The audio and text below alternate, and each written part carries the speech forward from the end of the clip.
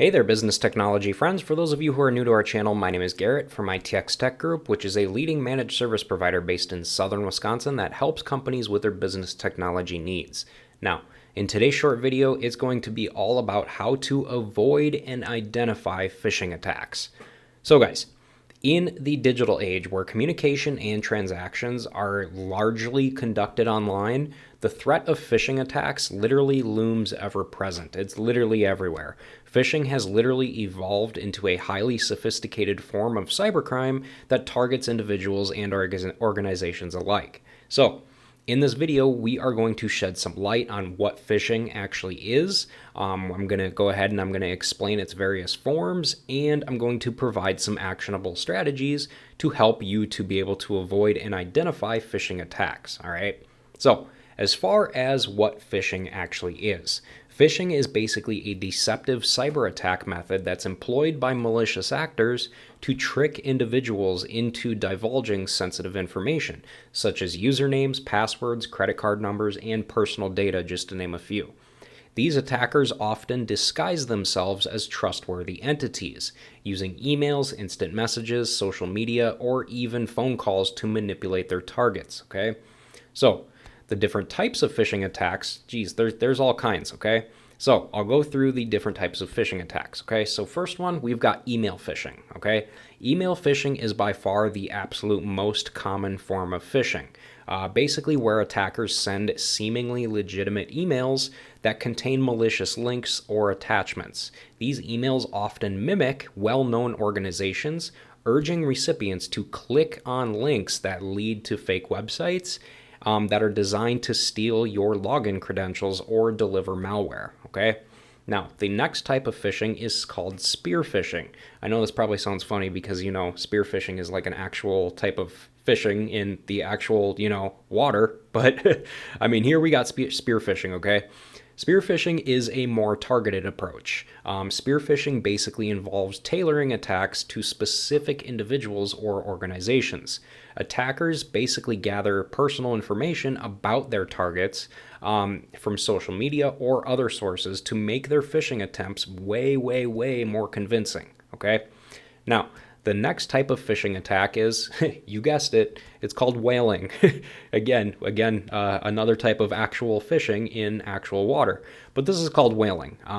Whaling basically targets high-profile individuals such as executives or CEOs with the overall aim of stealing valuable corporate information or financial data, or just very sensitive data about the company in general. Now, the next type is called smishing, okay? Smishing is short for SMS phishing, okay? This type of attack basically uses text messages on your phone to basically deceive recipients into clicking on malicious links or responding with sensitive information. Now, the last type of phishing attack is called vishing, like with a V, also known as voice phishing. Vishing includes attackers using phone calls to impersonate legitimate organizations and trick recipients into revealing personal information, literally over the phone by voice. It's pretty ridiculous. So how do you overall avoid and identify these phishing attacks? Well, there's all kinds of different things you can do. So you're in luck. So the first thing you can do is scrutinize the sender, okay? Always, always, always verify the sender's email address before interacting with the email. You want to pay close attention to the domain names and be wary of slight misspellings or various variations that indicate a fake address. For example, here, okay, I have personally had numerous different types of groups try to send me phishing emails before, and the way that you can tell is when you're on your email and you click on their email address, or you click on the name, the sender's name, it shows their email address. And for instance, I'll just make up an example. Let's say you're getting a email from a Walmart support agent or something. I don't know. It's just something random. And the domain name at the end of the email address should say @walmartsupport.com. Okay. If it says something that's just completely random and has nothing to do with Walmart support whatsoever, it's definitely a phishing email. Okay. So that's kind of what I'm talking about here. Now, the next thing you want to do is you want to simply think before you click, okay? You want to hover over links that are in these emails to simply preview the URL before clicking so that you can verify the link that leads to a legitimate website. If you're unsure, avoid clicking and instead manually enter the website address into your browser, okay? The next thing you can do is avoid sharing sensitive information. Here's the thing. Legitimate organizations will never ask you to share sensitive information like, passwords or credit card details via email. So you want to be cautious of any such requests, okay?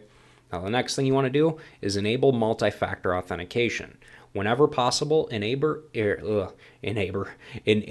multi-factor authentication for your online accounts. This overall adds an extra layer of security, requiring a second form of verification beyond your password. Now, the next thing you can do is to simply stay informed, okay? You want to keep up to date with the latest phishing techniques and trends. Cybersecurity awareness training can help you recognize and respond effectively to phishing attempts. Now, the next thing I want to talk about here is simply use security software. It's as easy as it sounds. You just simply install and regularly update reputable antivirus and anti-malware software to help detect and block phishing attacks. Now, the next thing you can do is simply just be skeptical of urgent requests. Phishing emails, they often create a sense of urgency to prompt a quick action. So you want to take a moment to evaluate the situation and verify the request through a trusted channel before responding, okay? Now, the last thing you can do is verify with the source itself. If you receive an email requesting sensitive information or action, you want to contact the sender using official contact information from their website or official communication channels to simply confirm the request's legitimacy. For instance, back to the Walmart example I gave earlier in the video. If you're receiving a phishing email from somebody who says that they are from Walmart support or something like that, hey, contact Walmart from the official email or official phone number that you see on their website.